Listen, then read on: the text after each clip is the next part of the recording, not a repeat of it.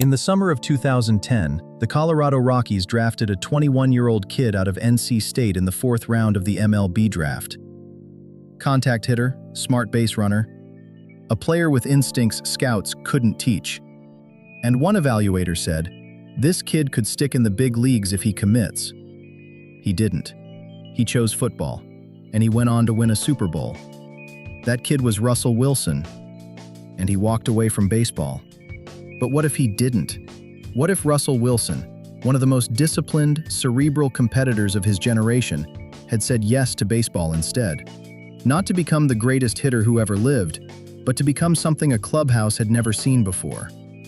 And what if the way he carried himself changed what winning looked like for an entire franchise? Let's find out.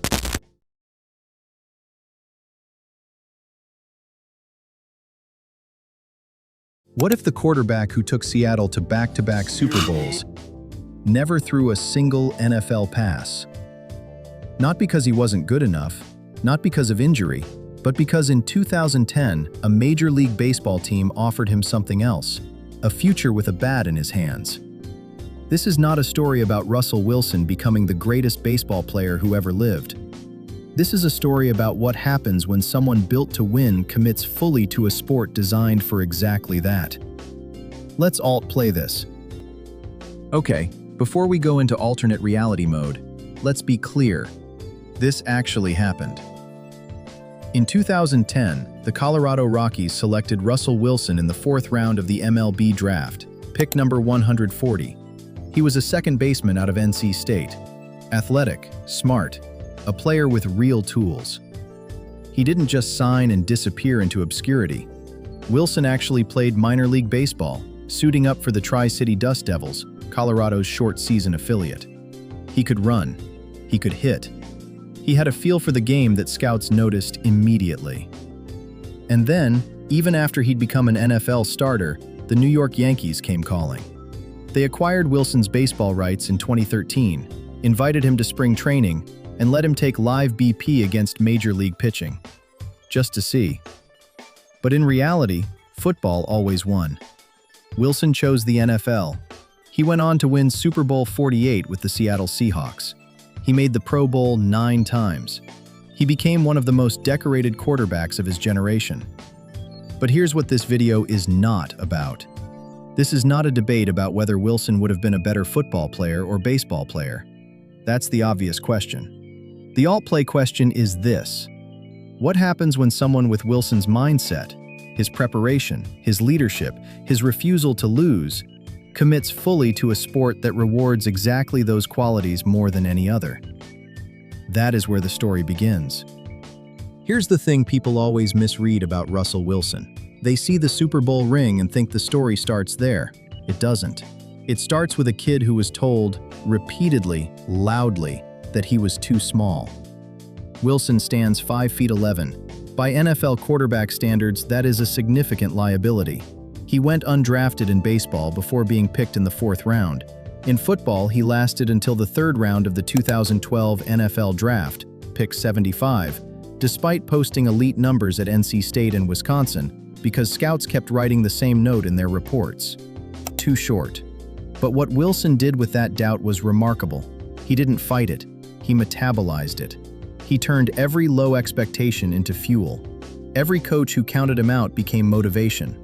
Every physical limitation became a reason to outwork, outstudy, and outprepare everyone else in the room.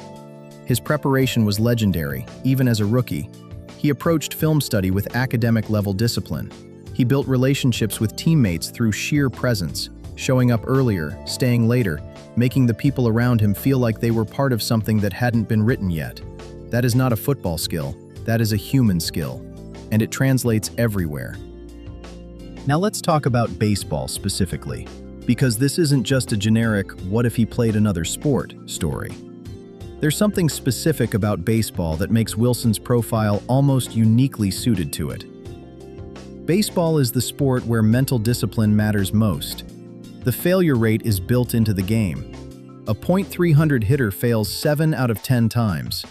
A pitcher who gives up 1 run in 7 innings is considered elite. The sport is constructed around failure, recovery, and the ability to carry last night's loss into tomorrow morning without letting it become your identity. Second base, Wilson's listed position, is one of the game's most cognitively demanding spots. The second baseman is responsible for turning double plays, positioning based on batter tendencies, and communicating defensive alignments across the infield. Sound familiar? It's the same multitasking, real-time decision-making that made Wilson elite under center. And physically, Wilson's athleticism was never the question. He ran a 4.55 40 at the NFL Combine. He was a multi-sport athlete his entire life. The tools were there. The only question was commitment. In reality, Wilson split his attention. He played both. He hedged. In our alternate reality, he doesn't. So let's say it's 2012. Wilson is coming off an impressive minor league run. Football programs are calling. The NFL Draft is 6 months away. And in this timeline, he closes the door on football completely. He goes back to the Rockies system. He grinds through AA. He studies pitchers the way he studied defenses, obsessively, methodically, with a memory that doesn't forget. He is not Barry Bonds. He is not Ken Griffey Jr. He is something different, the baseball version of what he was in football. Smart, clutch, relentless. The guy who makes everyone around him better without making it about himself. By 2014, he earns his call-up.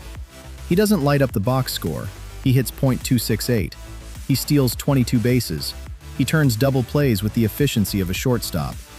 And in a clubhouse full of talented, independent players, he becomes the gravitational center, the one everyone looks to when the game is slipping. Now, here's where it gets interesting, because in our timeline, by 2015, Wilson is being traded. The Yankees, who already had his rights in reality, acquired him for real. They need a contact hitter who can handle the pressure of New York. And Wilson was built for that pressure. He didn't shrink under bright lights, he expanded. Every big moment in his football career proved it. The NFC Championship games, the Super Bowl. He was always better when the stakes were highest. So imagine Wilson at Yankee Stadium in October. The Yankees are in the World Series, Game 6, 2 outs, runners on first and second. His team is down by 1. The pitcher throws a fastball middle away. Wilson was looking for it. He'd charted this pitcher for 3 days. He knew it was coming. Instead of leading a game-winning drive, he delivers a game-winning hit. Line drive, right center field. Both runners score. The stadium erupts. And Russell Wilson, the kid from Richmond who was too short for football, too late for baseball, stands on second base in the World Series with his arms in the air. No Super Bowl, no Seahawks, no Legion of Boom. Just a different kind of October. A different kind of glory. In both timelines, football and baseball, Russell Wilson is a champion. The sport changes, the trophy changes, but the outcome doesn't. Because the thing that made him great was never specific to a sport. It was specific to him. Look, we can argue baseball mechanics forever. Would his bat speed have translated? Would he have hit enough to stick? Those are valid questions, but they're not interesting questions. The interesting question is this: how much of what makes someone great is actually portable? How much of it lives in the sport, and how much lives in the person? Russell Wilson's physical gifts are real, but the scouts who questioned him in football questioned the same things in baseball. What they couldn't measure was the preparation, the standards he held himself to when nobody was watching. That stuff works in every locker room, on every diamond, in every sport. Maybe Wilson doesn't become a Hall of Famer in baseball. Maybe he's a very good player on a very good team for 10 years. But I'd bet every player in that clubhouse is better for having stood next to him. That culture shift is what greatness actually looks like. Russell Wilson with a bat instead of a ball. Does he still become a champion? I think the answer tells us more about greatness than any highlight reel ever could. Let me know what you think in the comments. And if you want more alternate reality sports breakdowns, the decisions that almost happened, the ripple effects hiding inside the stats, subscribe to AltPlay and hit the notification bell. Stay curious, and I'll see you in the next one.